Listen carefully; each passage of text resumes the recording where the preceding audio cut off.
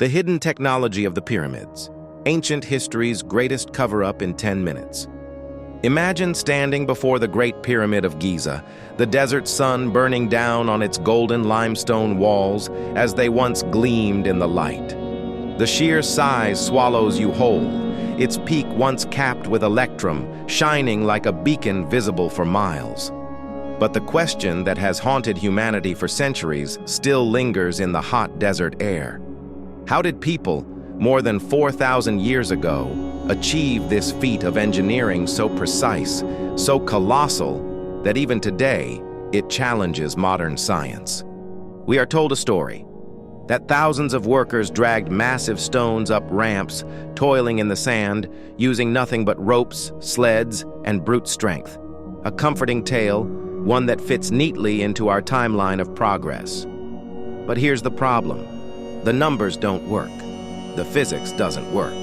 And the history, well, that's even stranger. To build the Great Pyramid in the 20 years of Pharaoh Khufu's reign, workers would have needed to cut, haul, and perfectly place more than 2 million stones. That's one block every 2 minutes, without a single day of rest, without a single mistake. Some of those blocks weigh as much as 80 tons. Even with today's cranes, moving them would be a nightmare. And yet, there they are, stacked with joints so tight you can't slip a razor blade between them. It's not just the stones that baffle us, it's the mathematics. The base of the pyramid covers over 13 acres, aligned almost perfectly with the 4 cardinal points of the compass. Its sides differ in length by only a few inches. The ratio of its height to its perimeter mirrors the mathematical constant pi, centuries before pi was officially discovered. The structure encodes astronomical alignments, the dimensions of the Earth, even the length of a solar year. Are we supposed to believe this was all the work of trial and error with stone hammers and copper chisels? The Egyptians themselves left us surprisingly little explanation. Wall carvings celebrate the gods, pharaohs, and myths, but almost nothing about the method of pyramid building. It's as if the process itself was a closely guarded secret. Later visitors to Egypt, like the Greek historian Herodotus, reported that machines were used to lift stones. Machines? What could that mean in an age supposedly without wheels or pulleys capable of such tasks? Some scholars dismiss these clues. They say ramps were used, ramps stretching for miles into the desert, requiring more material than the pyramid itself. But where are the remains of these colossal ramps? They don't exist. Others suggest internal spiral passageways, but no definitive evidence has ever been found. The truth is, the official explanations are filled with holes. And so we turn to theories that sound at first like science fiction, but perhaps deserve a second look. Some researchers believe the Egyptians harnessed sound itself. Ancient texts and legends speak of priests chanting as stones rose as if weightless. Could acoustic resonance, sound at specific frequencies, have been used to reduce friction or even levitate heavy blocks?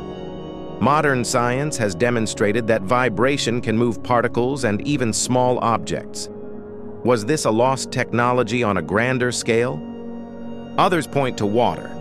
Beneath the plateau runs a network of natural channels. The pyramid's position on this bedrock could have allowed it to function like a massive hydraulic pump, using pressure and resonance to generate energy. In fact, modern experiments show that the pyramid's very shape concentrates electromagnetic waves. Was it a tomb or something far more sophisticated? Then there's the idea that not all of the stones were quarried at all. Some evidence suggests the blocks may have been cast in place using an early form of concrete, created from limestone, clay, and water. This would explain the absence of tool marks, the perfect fits, and the varying densities of some blocks. But if the Egyptians had mastered synthetic stone technology, why isn't it celebrated in their records? Or was it knowledge deliberately hidden, passed only to initiates, never carved for outsiders to see? The deeper we look, the more unsettling it becomes. Over the last century, explorers and scientists have uncovered anomalies that vanish into silence. Reports of hidden chambers detected by radar, accounts of artifacts sealed away in museum basements, even tunnels beneath the Sphinx that are off limits to the public. Official explanations often come swiftly, assuring us there is nothing to see. But why such secrecy? What is being protected or concealed? Some say the answer lies not in what the pyramids are, but in what they represent. If these monuments were built with advanced knowledge we cannot replicate even today, it upends everything we think we know about the march of civilization. It suggests that humanity had, at some point, access to scientific understanding that was lost, erased, or suppressed. That perhaps the ancient world was not primitive at all, but connected to principles we are only beginning to rediscover. The idea is unsettling because it means progress isn't a straight line from caves to computers. It means our ancestors may have touched a level of mastery that we've forgotten, a mastery wrapped in myth and buried beneath stone. And if that's true, then history as we know it is not just incomplete, it's misleading. Consider this. The Great Pyramid is not an isolated marvel. Across the world, ancient megaliths appear. At Stonehenge, at Pumapunku in Bolivia, at Teotihuacan in Mexico, each displaying impossible precision, often aligned with the stars, often shrouded in mystery. Different cultures, oceans apart, all building with techniques that defy their supposed limitations. Are these coincidences? Or signs of a shared knowledge, spread across the ancient world and then erased? Perhaps the most haunting part is how the pyramids themselves seem to mock our explanations. They stand there, silent and immovable, challenging us to understand. We scan them with lasers, probe them with radars, measure their energies.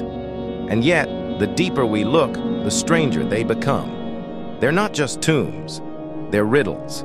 And the answers may not be what we expect. Maybe the real cover-up is not a hidden chamber or a lost machine. Maybe it's the narrative we've been given. A story polished for textbooks, designed to make sense, to keep the past orderly and the present comfortable.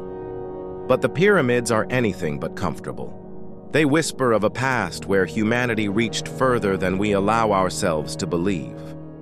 And so, the question remains, are we looking at a grave for a king or a monument to forgotten science? A pile of stones or a coded message from an age we no longer understand? Until we admit that we don't have the answers, the pyramids will remain what they have always been, giant stone enigmas keeping their secrets in plain sight. The desert wind still blows across Giza, carrying sand and silence. The pyramids endure, as they have for thousands of years, staring across time, daring us to look beyond the myths. One day, we may uncover the truth. Until then, they remain history's greatest riddle, and perhaps its greatest cover-up.